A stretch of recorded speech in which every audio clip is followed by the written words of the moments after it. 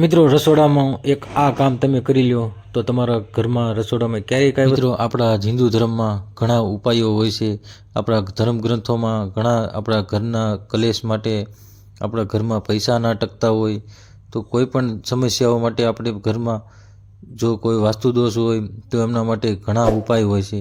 આપણા રસોડામાં જ એક એવી સામગ્રી રહી છે કે જેનો ઉપાય કરી અને આપણે ઘરમાં સુખ શાંતિ સમૃદ્ધિ અને આપણે સારું એવું ઘરનું વાતાવરણ ઊભું કરી શકીએ।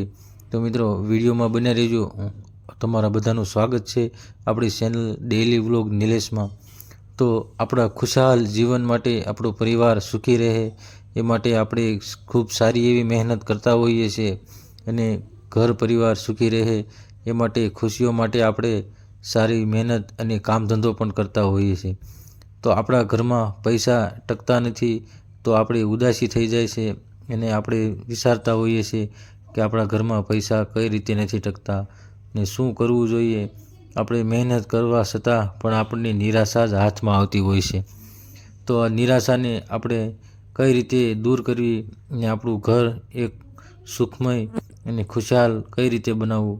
તો આપણા જ રસોડામાં ઘણી સામગ્રી એવી હોય છે કે જેને આપણે વાસ્તુ દોષ હોય છે તો આપણે જે મીઠાનો ડબ્બો હોય છે એના માટે આપણે શું કરવાનું છે, 5 લવિંગ લેવાના છે। જો તમે 5 ના લો તો 2 પણ લઈ શકો અને 7 લવિંગ પણ લઈ શકો અને 11 લવિંગ પણ લઈ શકો। તો આ 5 લવિંગને આપણે જે મીઠાનો ડબ્બો હોય છે એમાં નાખી દેવાના છે અને મીઠાનો ડબ્બો ભરી દેવાનો છે। મિત્રો આપણો મીઠાનો ડબ્બો ક્યારેય ખાલી ન હોવો જોઈએ। મીઠાના ડબ્બામાં હંમેશા મીઠું ભરપૂર હોવું જોઈએ અને મીઠાનો ડબ્બાની અંદર 5 લવિંગ જરૂરથી નાખો ને વાસ્તુ દોષ આપણા જીવનમાં ક્યારેય ન આવે।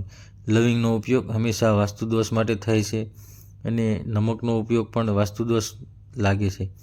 તો આપણે આ રીતે 5 લવિંગ મીઠાના ડબ્બામાં નાખી દેવાના છે અને તમે મીઠું જ્યારે ખરીદો તો હંમેશા શુક્રવારના દિવસે જ મીઠું ખરીદો। તમે ક્યારેય બીજા દિવસે ના મીઠું ખરીદો અને મીઠાનો ડબ્બો હંમેશા ખાલી ન હોવો જોઈએ। મીઠાનો ડબ્બો હંમેશા ભર્યો રાખવો જોઈએ। તો વાસ્તુ દોષ આપણા રસોડામાં ક્યારેય નહીં આવે ને આપણું ઘર પરિવાર આપણું સુખમય જીવન રહેશે।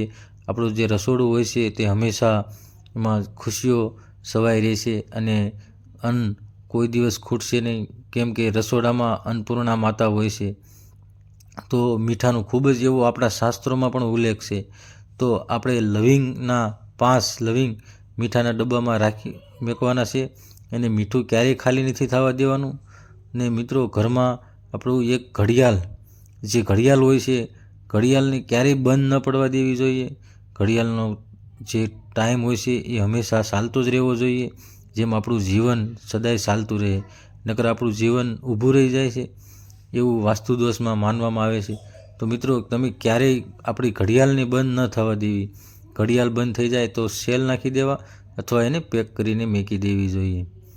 તો આપણા ખુશહાલ જીવન માટે જો એક સારું જીવન ખુશહાલ જીવન જીવવું હોય તો આપણે એસ્ટ્રોલોજી પ્રમાણે જો તમારી ઘરની ઘડિયાળ હંમેશા ચાલુ હોવી જોઈએ અને કોઈ પણ દિવસે તમે ઘડિયાળ છે એનું તમે પેક કરીને મૂકી દેજો અગર બંધ પડી ગઈ હોય તો કેમ કે એ સમય આપણો ઊભો રહી જાય છે તો ઘરનો સમય પણ ઊભો રહી જાય છે તો આપણું જીવન ઊભું રહી જાય છે માટે હંમેશા ઘડિયાળ ચાલતી હોવી જોઈએ।